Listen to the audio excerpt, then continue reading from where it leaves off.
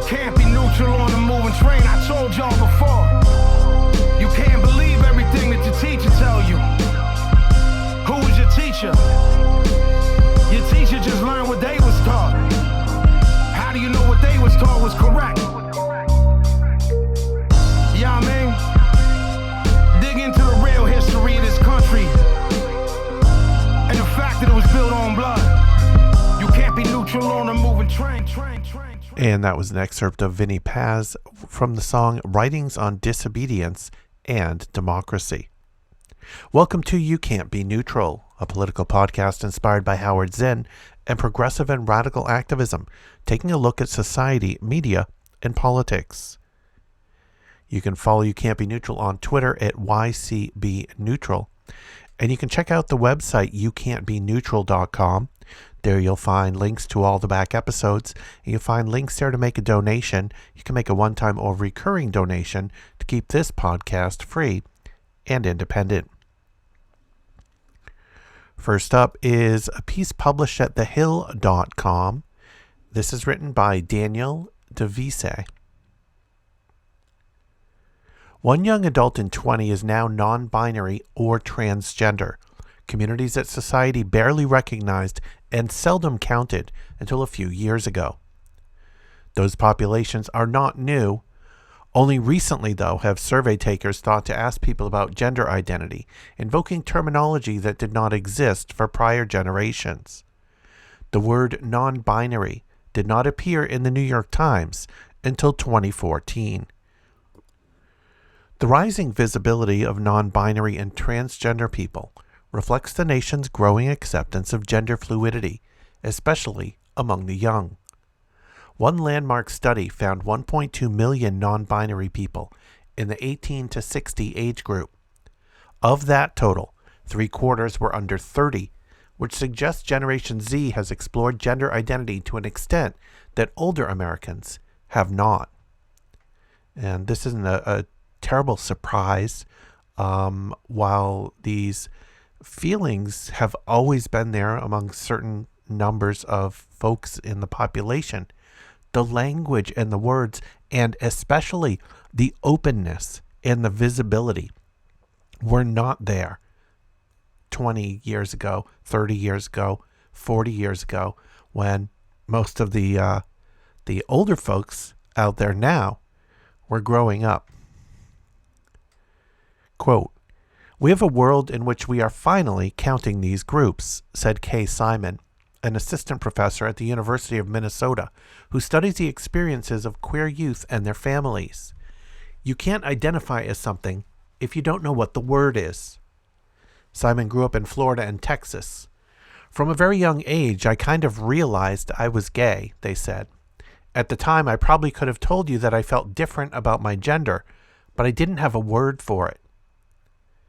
The word was non-binary, denoting a person who identifies with neither the male nor female gender. Simon remembers when the academic community introduced he, she, they pronouns on faculty pages and email salutations during their grad school years. Even now, teaching about sexuality and gender identity in the presumptively safe space of a college campus, Simon must decide kind of regularly whether to correct someone who refers to them with the wrong pronoun. I've had students misgender me, they said, and it becomes this joke of A, you're referring to your professor wrong, and B, you didn't read the syllabus. So we have two problems. The population of young non-binary and transgender people is clearly large and probably growing. A 2022 report from the Williams Institute, a research center at the University of California, Los Angeles, estimates that 1.3% of adults age 18 to 24 and 1.4% of 13 to 17-year-olds are transgender, with a gender identity different than one assigned at birth. Teens and young adults are much more likely to be transgender than older adults. 5 years earlier, in a 2017 report, the Williams Institute had found roughly half as many young transgender people. But the earlier analysis used different methods and drew on comparatively sparse data, so it's hard to know how much of the increase is real. Is the transgender population exploding, or are researchers simply counting better? That is a common quandary, researchers say, in studies of the non-binary and transgender communities. Quote, I would argue actually it is not an increase, said Russ Toomey, a professor of family studies and human development at the University of Arizona. We are seeing the numbers of people disclosing non-binary and trans identity on a survey because we are asking more people in more inclusive ways about their gender. Perhaps the most expansive tally to date of transgender and non-binary people comes from the Pew Research Center. In a 2022 survey, Pew found that 1.6% of U.S. adults reported a gender different from the one assigned to them at birth. Pew, too, found that the non-binary and transgender populations skewed young. 3% of adults aged 18 to 29 said they were non-binary, and 2% said they were transgender. In the 50-plus population, by contrast, only 0.3% of respondents identified themselves as transgender or non-binary. Quote, I think that Gen Z individuals are not alone in this, but they are kind of leading the charge, said Rachel Farr, an associate professor of developmental psychology at the University of Kentucky. Today's young adults have grown up in a society that is gradually recognizing the rights of the LGBTQ community. In 2010, the Senate voted to repeal the Clinton-era Don't Ask, Don't Tell policy, allowing LGBTQ people to serve openly in the military. And I don't want to just gloss over that, because to an enormous extent in the political system in the United States, the LGBTQ community looks to the Democratic Party as the party that is, quote unquote, on our side. Some of these terrible laws that were passed against us were passed in the Bill Clinton administration. Democrats put these laws into place. This one that the story just mentioned, Don't Ask, Don't Tell, related to the military.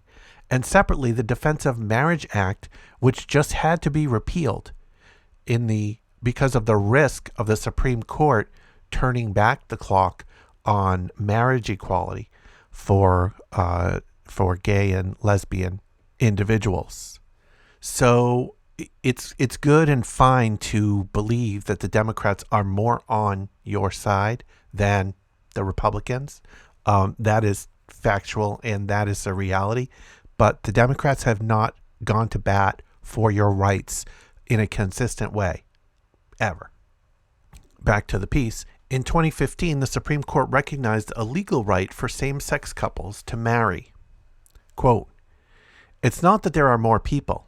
It's that there are more people who are open and who are out, said Shoshana Goldberg, Director of Public Education and Research at Human Rights Campaign, the LGBTQ rights group. The reality is that when you talk to the average person on the street, they're going to be more accepting and more affirming than they've ever been. And while I think that is true when you're talking about the average person, I think in general things have moved in a much better direction as far as people being accepting and affirming of LGBTQ individuals and their human rights. But this additional exposure, this additional visibility also comes with this more vocal, more virulent minority of folks who oppose human rights for LGBTQ folks and oppose LGBTQ folks even existing. We're going to talk more about them in a couple other stories. The share of American adults who identify as queer doubled from 2012 to 2021, according to a relatively long-running Gallup poll.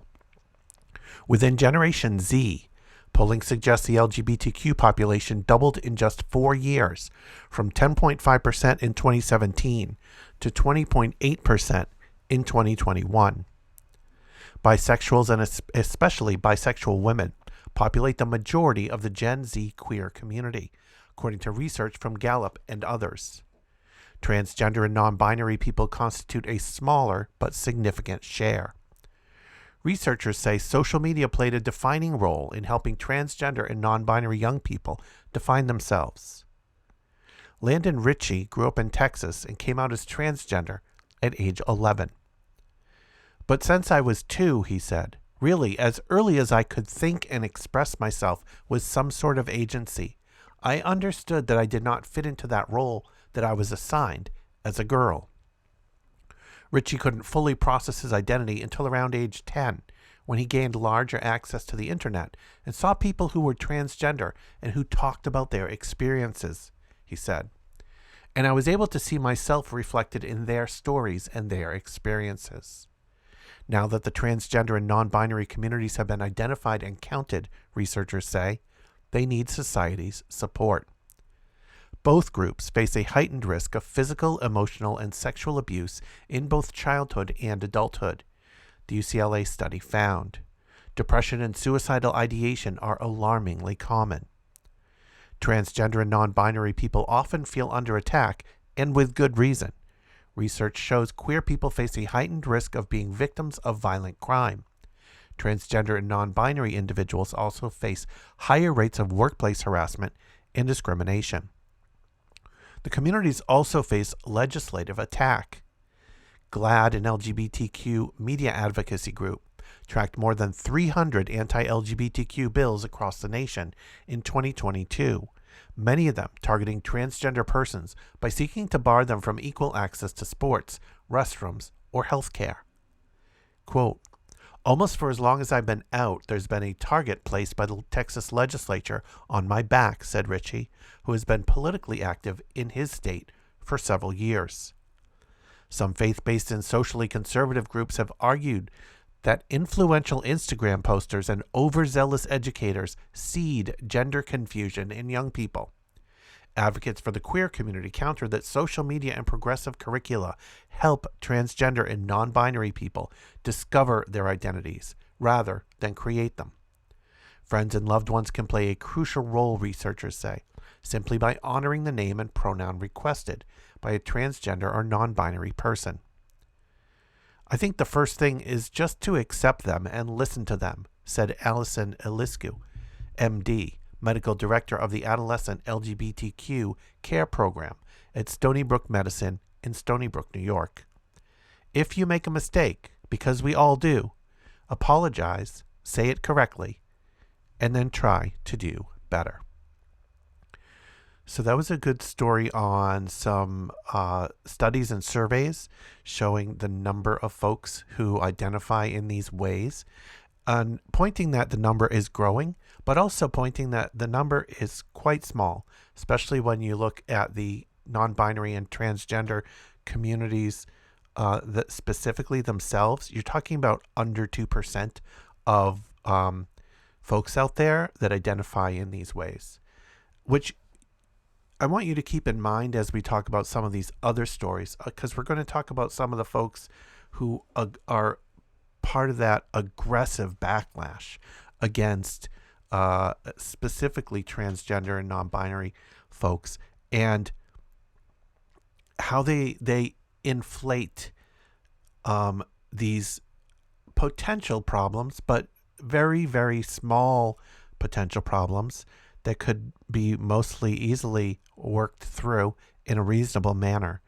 And they conflate them into these risks that folks in society are at risk from transgender or non-binary individuals. And it just doesn't pan out in reality. First, because the size of the communities are so small. And second, because the size of the issues that they talk about from individuals in those communities are even smaller. You're talking about a fraction of a group of people that may do anything remotely related to the kind of problems that these folks talk about and call it and think they are trying to solve via legislation that keeps trans girls out of girls' sports, when trans girls are very, very few. In some states trying to pass these laws, or who have passed these laws, they're talking about 4 or 5 individuals in the entire state who are out in trans and want to participate in the sports. So their nearly non-existent problems are being inflated and promoted and fear-mongered about in order to gain political points. That's all it is. It's why you fearmonger. It's why you focus on specific quote-unquote hot-button issues. It is part of the propaganda to get people to believe in things in specific ways and to become part of your community, part of your effort to do whatever it is you want to do. And these arguments are unfortunately very successful. And the Republican Party and other individuals, portions of the Republican Party, have wielded and used these arguments to strong effect to raise the ire of the public and to get those folks that who become angered by these topics and issues, and because of the way they're discussed and the way they're presented, those folks gravitate towards the extreme end of the Republican Party. Next up is a piece published at extramagazine.com. This written by Jude Ellison S. Doyle. When I first started asking about the connection between anti-trans politics and the American right wing, my concerns were simple. I'd covered abortion for several years, and some of the tactics being used by organized transphobes, noisy protests outside clinics, or doxing and harassing doctors, were similar enough to the pro-life movements that I expected some groups were working together. I was right. There was a connection, which I've covered already for Extra and other outlets, and there are links in this story to those other stories. What I did not expect was that asking researchers to situate anti-trans activists in the context of the broader right would turn out to be one of the scariest questions I'd ever ask. Every researcher I spoke to told me that the situation on the ground was far worse than I thought. Anti-trans activists had not hitched their wagon to the American right wing. The far right was using transphobia to advance their larger agenda, and that agenda was both more violent and a lot more successful than I knew. What follows is an attempt to summarize that agenda, although the full picture, comprised as it is of activist splinter groups, bizarre conspiracy theories, social media hate campaigns, and titanic global funding initiatives, is both too complex and too weird to ever fully summarize. It's a story in which, quote, eco-fascists infiltrating lesbian folk festivals bump up against anti-Semitic conspiracy bloggers and Vladimir Putin's global dark money operations. Strange enough that it's hard to take seriously, but very serious and increasingly dangerous to us all. This is how trans eliminationist thought became mainstream politics, and it has grave implications not just for trans people, but for democracy itself. Thus far, I've avoided using the fatal acronym TERF, or Trans Exclusionary Radical Feminist. The reason is that TERF no longer means the same thing it did 20 or even 10 years ago. It still indicates a person, probably a white cis woman, whose politics are defined by obsessive transphobia, but the content of that hatred is very different now. The original TERFs hailed from a specific strain of trans-hostile radical feminism, the kind espoused by certain feminist authors from the 1970s and 80s, like Janice Raymond, whose 1979 book, The Transsexual Empire, notoriously called for, quote, morally mandating trans people out of existence.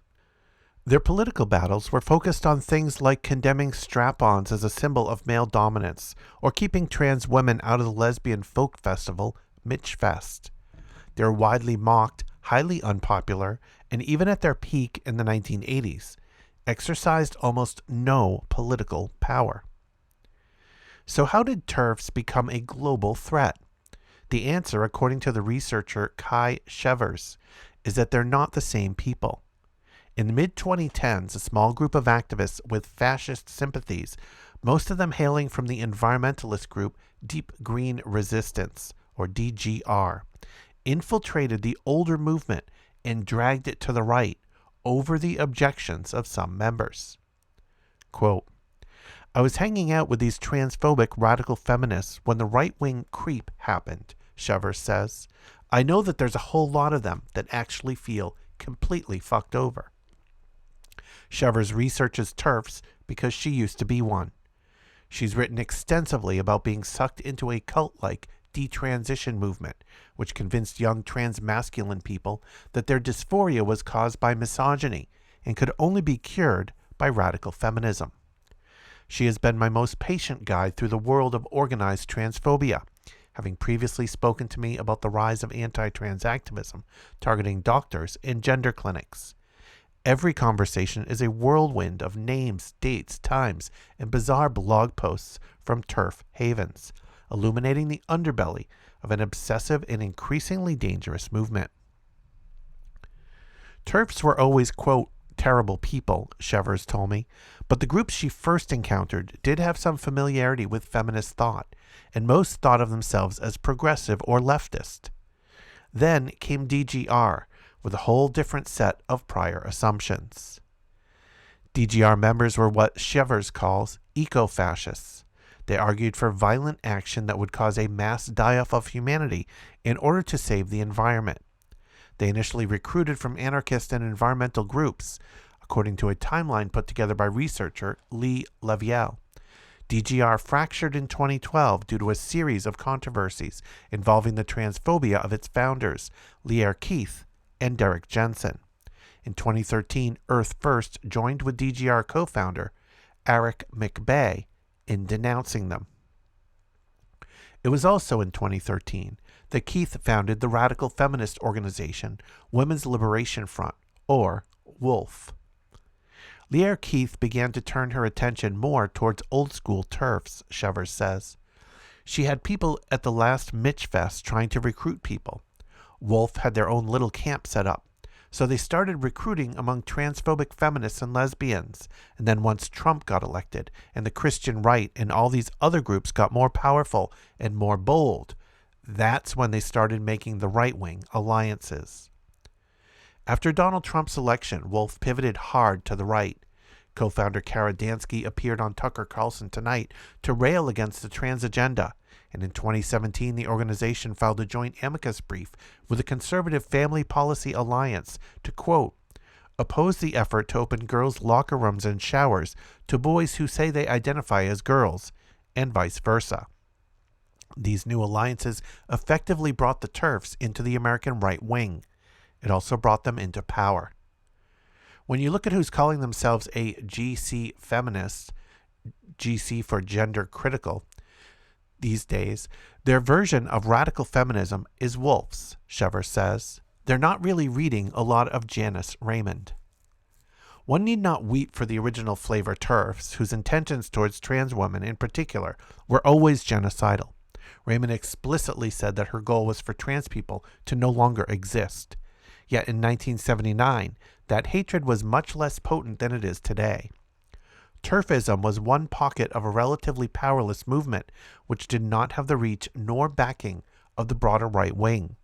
Yet, as a pre-existing hate group on the left, TERFs were incredibly easy for fascists to infiltrate and absorb.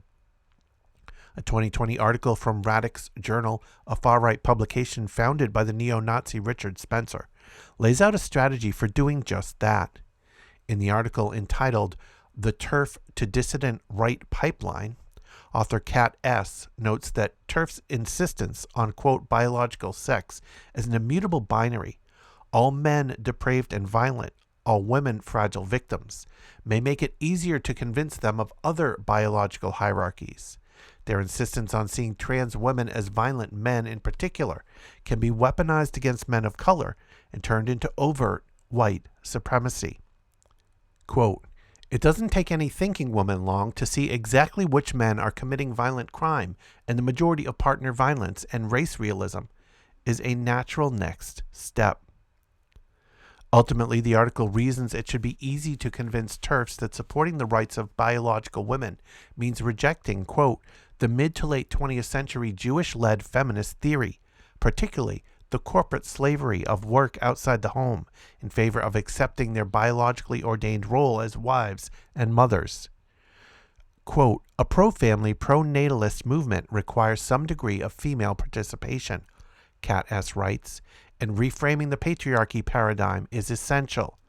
Ultimately, TERFs must be led to see patriarchy as, quote, a system where men's urges and strengths are allowed to flourish and channeled into healthy outlets, and women are protected and respected for their material reality and the gifts our unique biology affords.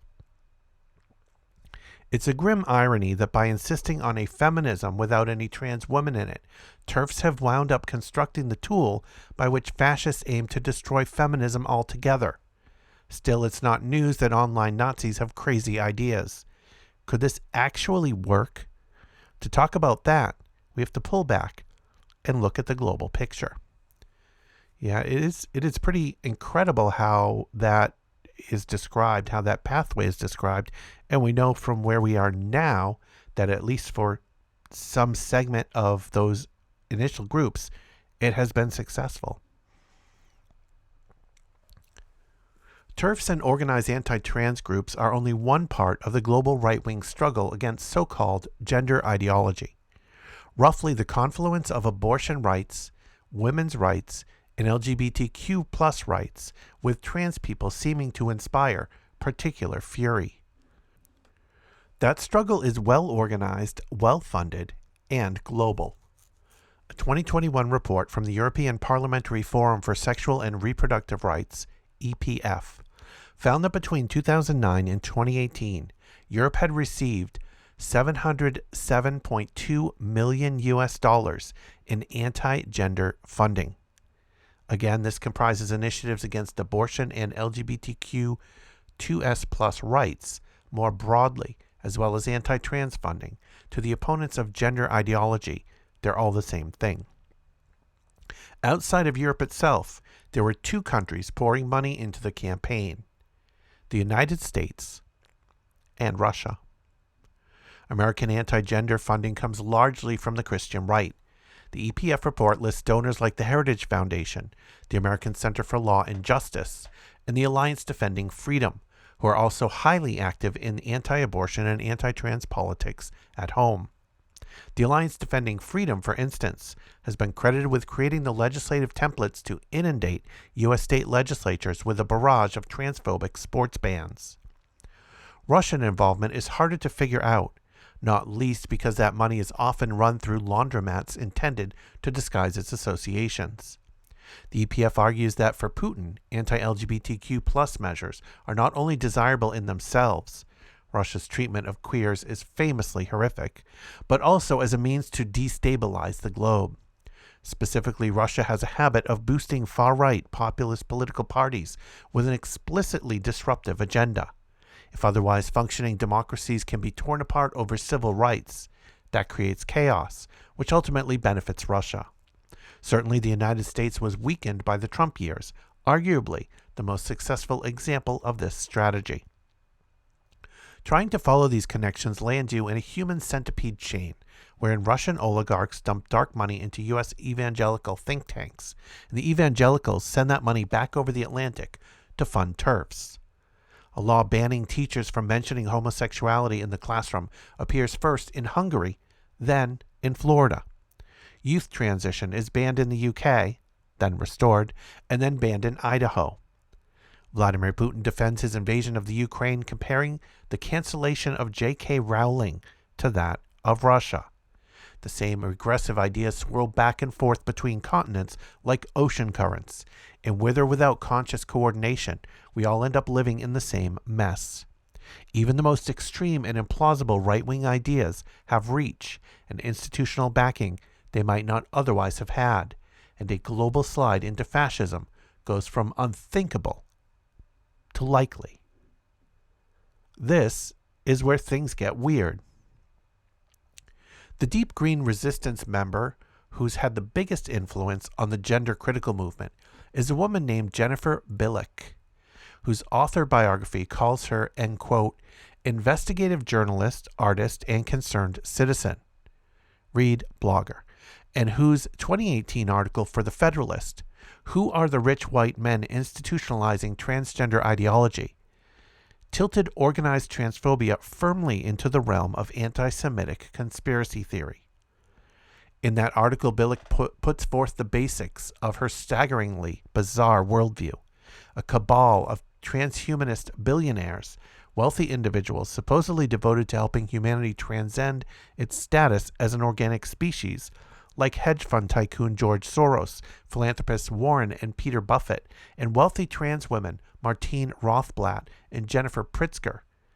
Yes, this paragraph gets crazier as you go.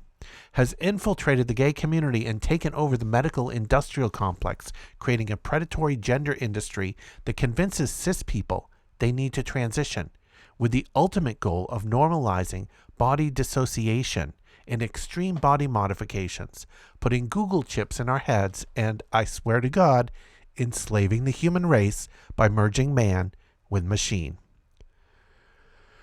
Bilek's theories inspire mockery whenever someone coughs them up on social media, and they should. They're incredibly silly.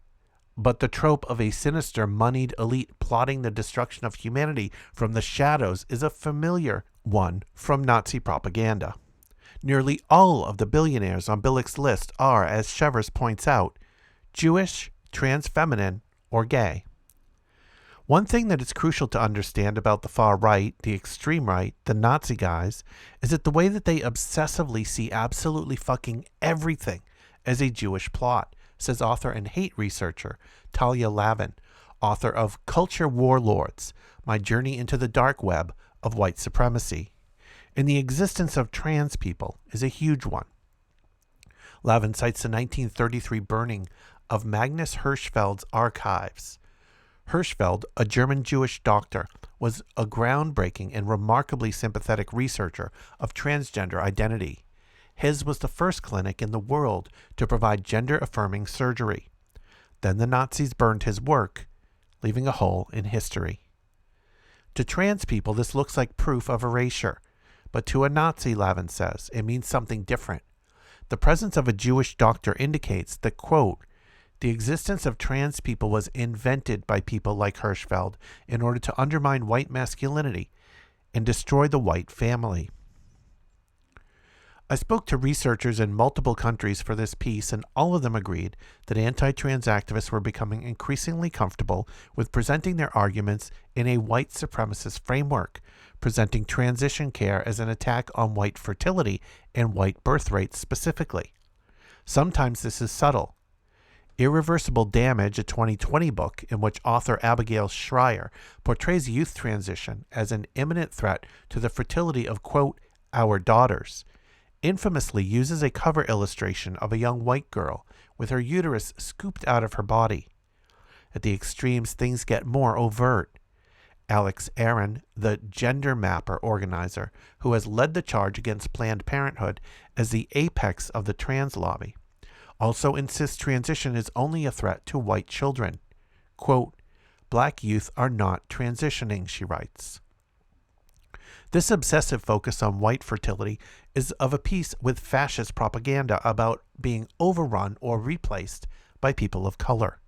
Quote, there is a growing body of propaganda about white genocide, says Mallory Moore of the UK-based Trans Safety Network. We queer and trans people, and feminists for that matter, are refusing to do our national duty to breed. Shevers says that the conspiratorial thinking that dominates TERF circles easily extends to incorporate other civil rights movements, whereas trans people might be framed as a plan to weaken the white race through sexual degeneracy. Movements like Black Lives Matter are suspected of being unwitting tools of the trans. They're talking about Black Lives Matter being co-opted by the trans lobby, she says. Again, it's very similar to Nazi propaganda. This Jewish elite has captured this black civil rights movement, and it's actually just an attack on white people. At this point, transphobia no longer seems like an adequate description of the problem. Transphobia implies hating trans people. believing that the existence of trans people is a Jewish plot to destroy the white race by lowering white assigned female at birth people's fertility is, to be crude, a whole new level of fucked up. Yet these ideas are reaching the mainstream, laundered through a sympathetic commentariat that scrubs off the far-right associations. For instance, as researcher Krista Peterson has documented, Helen Joyce's recent book, Trans, repeats Billick's Jewish billionaires theory without citing her by name. Joyce was then reviewed by anti-trans commentator Jesse Singal in the New York Times, and Singal, while calling Joyce's book, quote, an intelligent, thorough rejoinder to an idea that has swept across much of the liberal world seemingly overnight, neglected to mention Jewish billionaires at all. Dig 2 inches down and you'll find the Nazis, but on the surface, it looks like reasonable, quote, debate. It's a debate that trans people are losing, which brings us to the grimmest part of all of this, how fascist plans for eliminating trans people have become part of the American mainstream. It's no coincidence that much of this story revolves around the election of Donald Trump. The Trump administration emboldened fascists and far-right groups across the board, and it also brought them closer to mainstream political power than ever before. Witness the growing number of Nazis and QAnon conspiracy theorists in American legislatures. The far-right takeover of the Republican Party has not been painless. Hashtag Never Trump conservatives feel that overt white supremacists make them look bad, and hate group members think that moderate conservatives are sellouts. Still, transphobia has provided a point of penetration where the far-right and mainstream conservatives are united. Rhetoric that was once the exclusive province of the far-right has come to dominate mainstream U.S. debates around anti-trans or anti-LGBTQ2S+ legislation. Witness how fertility rates and questions of sterilizing children come to dominate any discussions of youth transition. In Florida, the state's notorious Don't Say Gay bill was framed by Governor Ron DeSantis' spokesperson as an anti-grooming bill, and all opponents were cast as pedophiles. Quote, when they say pedophile, they mean someone who shouldn't be allowed to live, Lavin says. The quote-unquote deep state of QAnon is engaged in pedophilia. The Democratic Party is engaged in mass pedophilia. The default rhetorical move for the far right is everyone is a pedophile and pedophiles should be killed.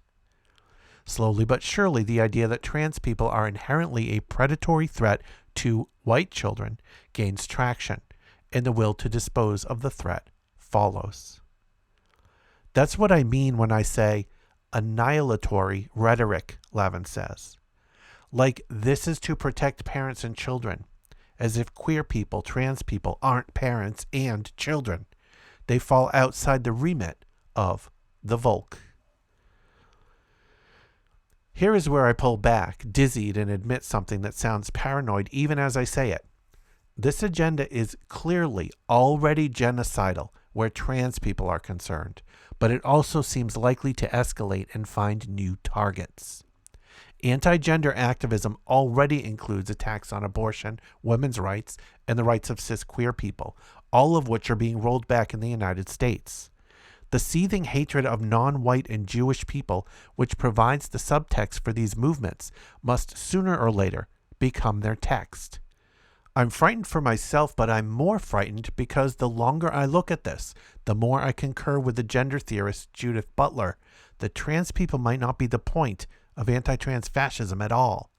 We are simply the most popular means by which fascists, quote, concoct a world of multiple imminent threats to make the case for authoritarian rule and censorship. I keep going back to my conversation with Lavin about the Hirschfeld archives. Burning them was one of the first things the Nazis did, but it certainly isn't what we remember them for. The fact that trans people make an easy first target doesn't mean we will be the last or even the most important ones. The longer I look at all this, the more information I assemble, the more my mind drifts back to that long ago fire. The thing is, fire always spreads. Look around you and see what's already burning.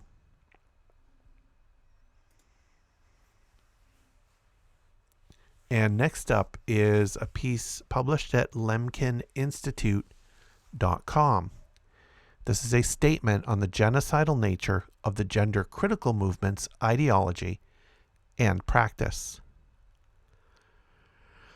The Lemkin Institute for Genocide Prevention voices its concern over the growing number of laws introduced in the United States that target transgender individuals and the transgender community.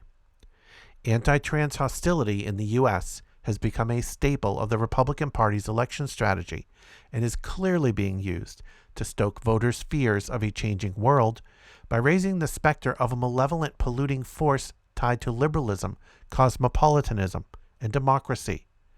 The Lemkin Institute believes that the so-called gender-critical movement that is behind these laws is a fascist movement furthering a specifically genocidal ideology that seeks the complete eradication of trans identity from the world.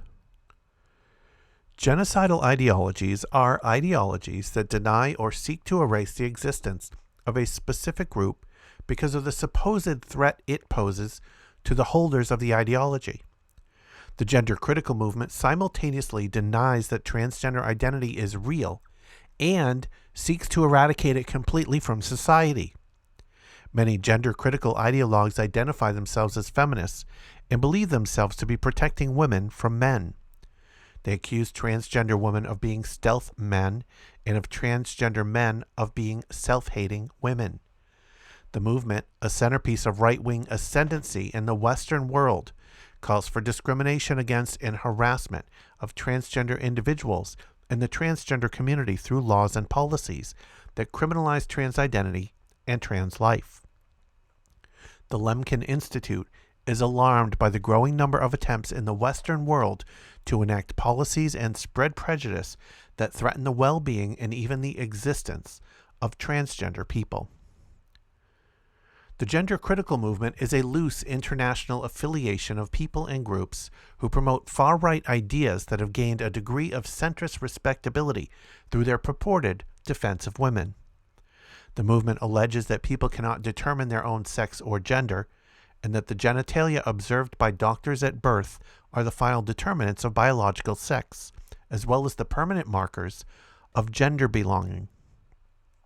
Focusing primarily on the imagined threat posed by transgender women, gender-critical ideologues believe that transgender women are in fact men who are seeking to dominate cisgender women, women whose sense of self corresponds with their birth sex, by impersonating them and thereby gaining access to women's bathrooms, women's locker rooms, women's sports teams, and other women's spaces. They routinely accuse transgender people of being mentally ill and believe that the parents, family members, and medical professionals who support transgender people are committing morally reprehensible acts against the transgender individuals by nurturing their, quote, illness, and against society at large by permitting dangerous people and ideas to take root. The ideological constructions of transgender women promoted by gender-critical ideologues are particularly genocidal. They share many features in common with other, better-known genocidal ideologies. Transgender women are represented as stealth border crossers who seek to defile the purity of cisgender women, much as Tutsi women were viewed in Hutu power ideology, and Jewish men in Nazi anti-Semitism. Trans people in general are framed as figures that threaten the wholeness of the patriarchal nuclear family, as well as the strength and vitality of national communities, much in the way that ethnic and national targets of genocide are viewed as cosmic enemies of the perpetrator group.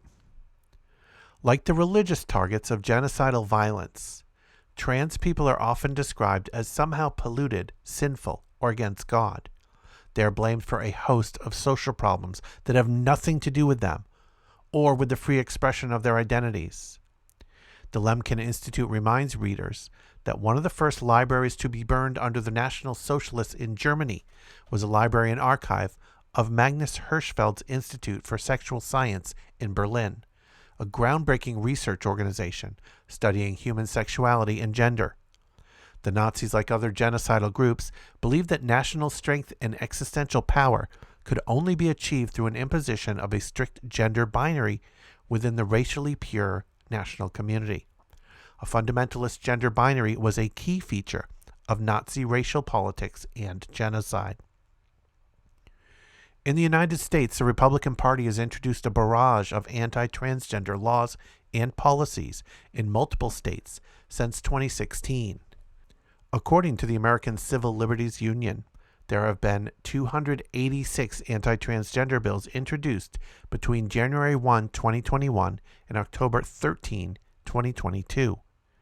Most of the anti-trans bills that have been passed and signed into law across the country have to do with the eligibility of trans athletes to participate in school sports. Thankfully, many of the most dangerous bills have not been enacted into law yet, including Kansas Senate Bill 214, which criminalized gender reassignment surgery and hormone replacement therapy for minors, and Missouri House Bill 2086, a bill that would prohibit a person from changing their gender marker on their birth certificate.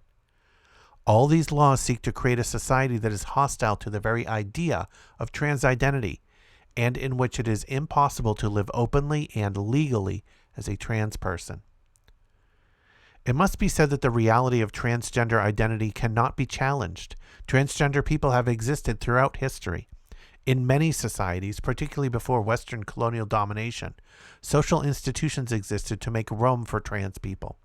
Scientific research on sexual development has demonstrated the complexity of biological sex and the biological basis for gender diversity. Furthermore, gender identity is a very private and subjective matter that engages with deeply felt realities and the social constructions that exist in society. It is part of the process of human expression that is protected by universal human rights and the U.S. Constitution, such as the right to life, liberty, and security of person, equal protection of the law, the right to privacy, and the freedom of expression. Like other identities, gender identities outside of the narrow binary are legitimate and protected. The gender critical movement, though it often claims scientific accuracy, is in fact ignoring the most rigorous and up-to-date science of sex and gender. Scientific research on gender diversity aligns with what we know about biological diversity more generally and challenges the fundamentalist binary concept of sex and gender differentiation. The fundamentalist interpretation of gender and the obsession with the gender binary hurts all people who do not conform to traditional gender stereotypes, not just transgender people, by imposing strict norms on human expression and experience through the use of shame and stigma. Scientific research has shown, in contrast, that supportive parents, schools, and communities, as well as gender-affirming health care, lead to improved mental health and life outcomes for trans people, and therefore also for all the people who love and cherish them. All attempts to further marginalize and indeed to criminalize transgender identities contributes directly to the high level of society violence that already exists against transgender people, as well as to the high levels of mental and physical health challenges that exist within the transgender community, including suicide. The Lemkin Institute for Genocide Prevention points out that the gender critical movement is not about protecting women.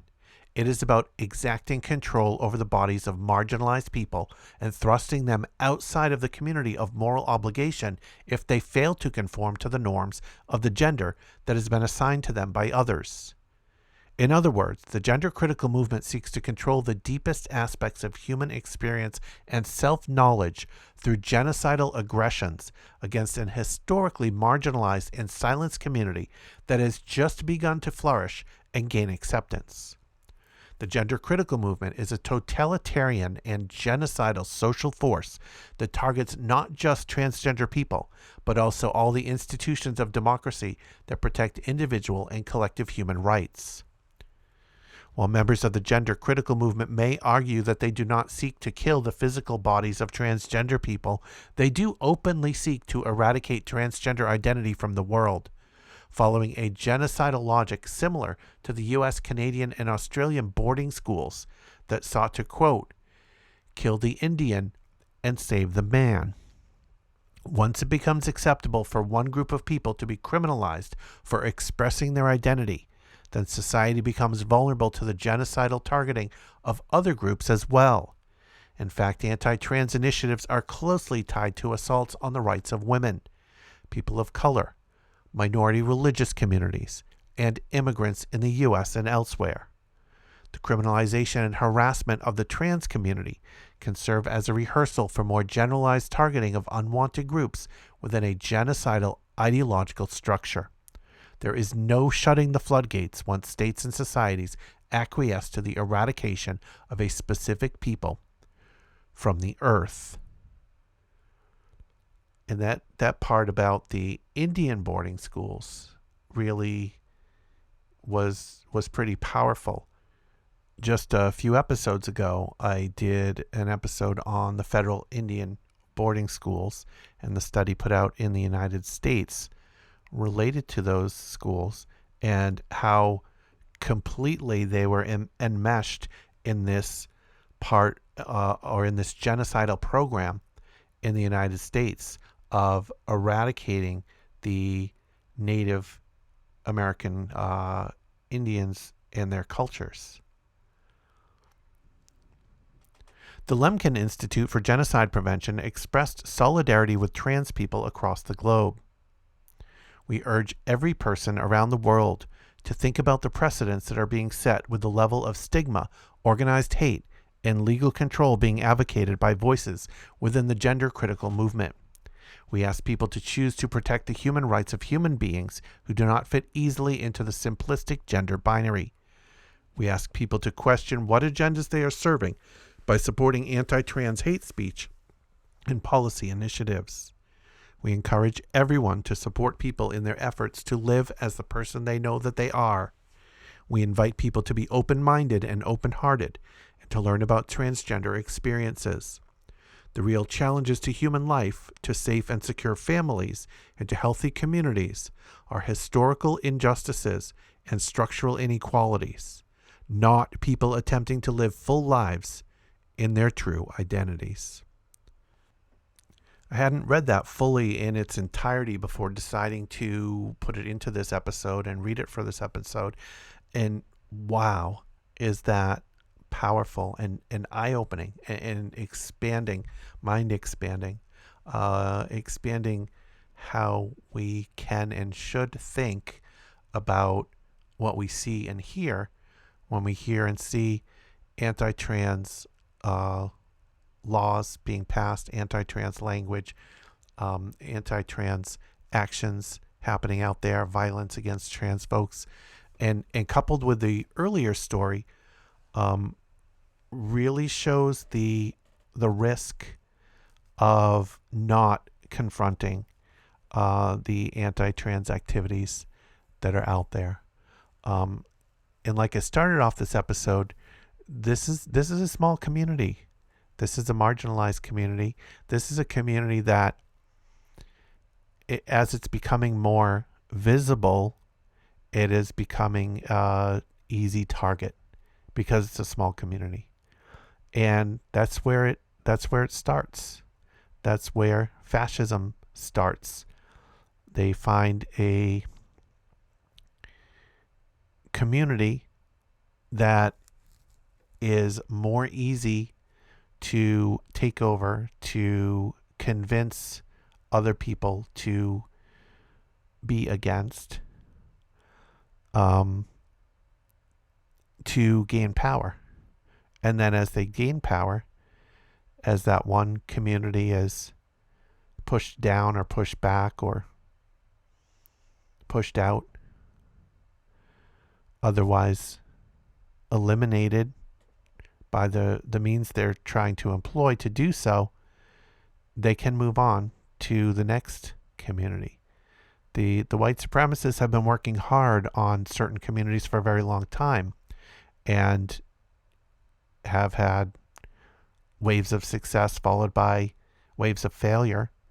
And to latch on and find this new threatened community that doesn't have the power, it becomes an easy target, and it becomes very dangerous for us to let that go unchecked. And on the flip side, all of these laws serve little purpose because the problem of transness has been inflated to serve political purposes. The laws that are getting passed and the laws that are being proposed are going to do a great deal of harm, enormous harm to this small population of folks. But that does harm to us all. When you realize and understand that your success in this world is dependent on the success of others, then you can understand that harms caused to others will impact your ability to be successful, because it will impact the ability for your world and your society to be positive and to thrive, and that will impact your ability to thrive within it. Putting it more simply, saving the trans community saves ourselves. It saves ourselves by allowing trans folks to thrive and contribute fully to society in whatever ways are fulfilling to them. And it allows our society to be better by diminishing the power of the folks driven by fascist ideologies to attack groups, to hold groups of folks down so that they can remain or become the dominant group with power in the society. That is a society that harms us all. Finally, for this episode is a piece written by Justin T. Brown. This is published at NBCnews.com. The trial over Arkansas's ban on gender-affirming care for trans children recently began. As vulnerable children await to hear if their bodily autonomy will be stripped away, we should remember that cisgender children seek gender-affirming care with relatively little social stigma attached. 20 years ago, in rural Maine, I was one of them. When I was going through puberty, my body's hormones were firing in every direction, and I started developing breast tissue, similar to a girl's.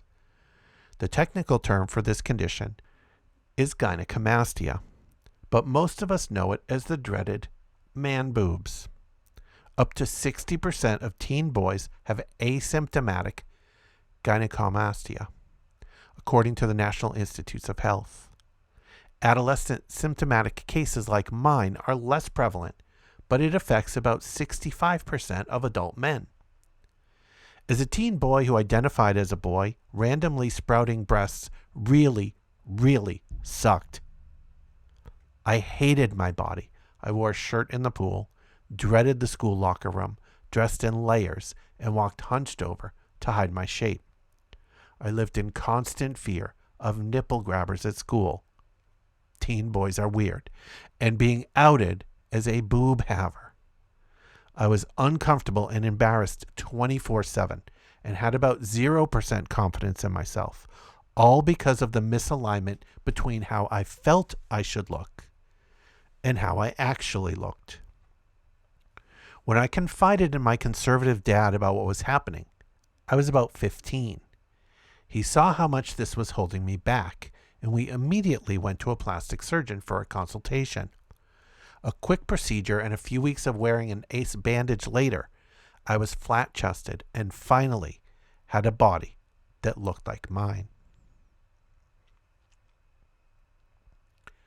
Trans children deserve the same consideration.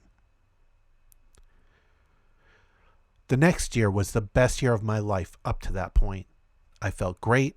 I felt confident. I made a ton of new friends, decided to get in shape. I played a sport. I put gel in my hair. I started dating, partied, all the good stuff.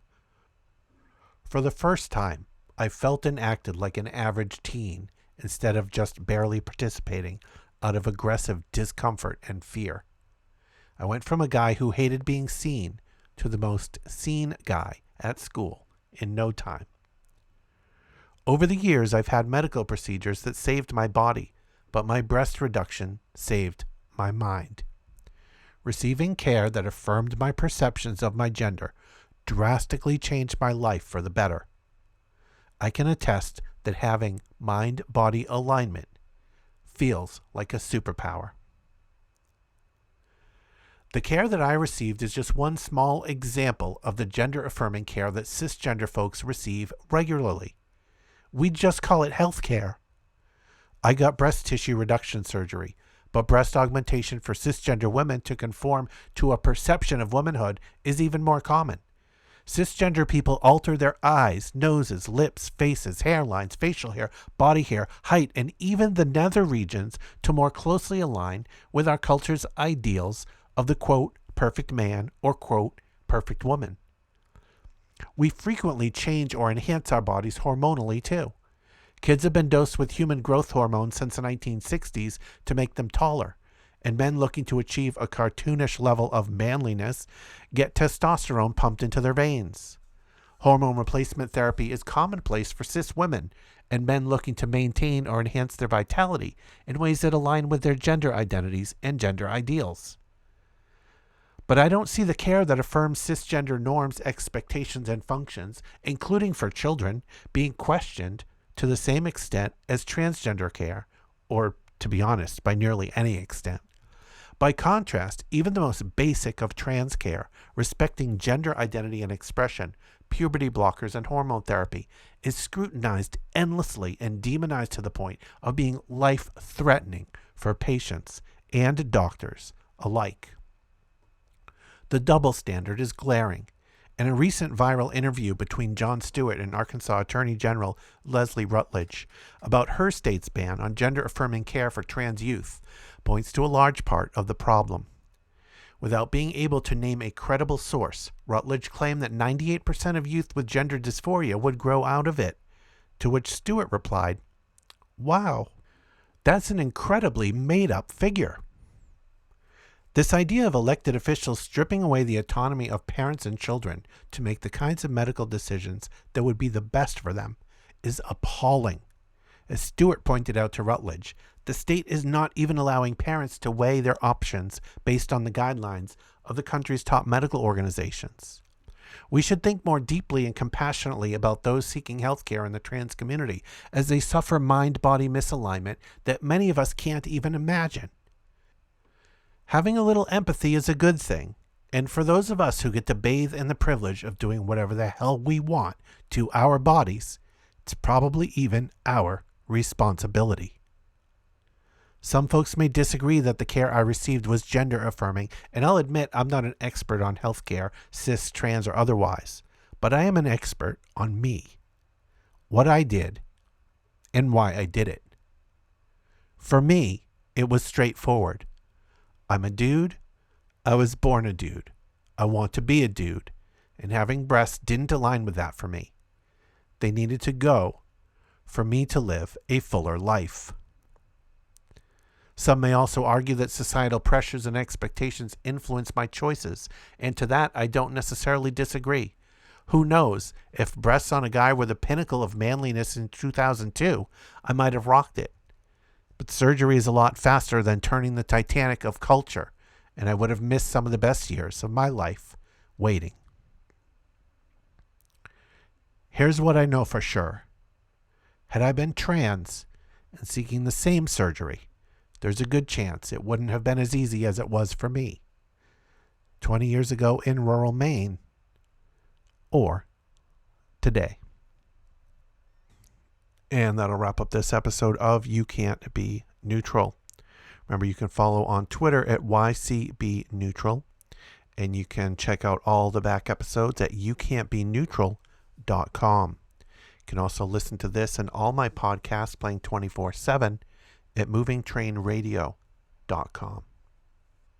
From her album Spotify is Surveillance, here is Evan Greer with The Tyranny of Either Or for our moment of Zinn. Thanks for listening. Y'all better quiet down.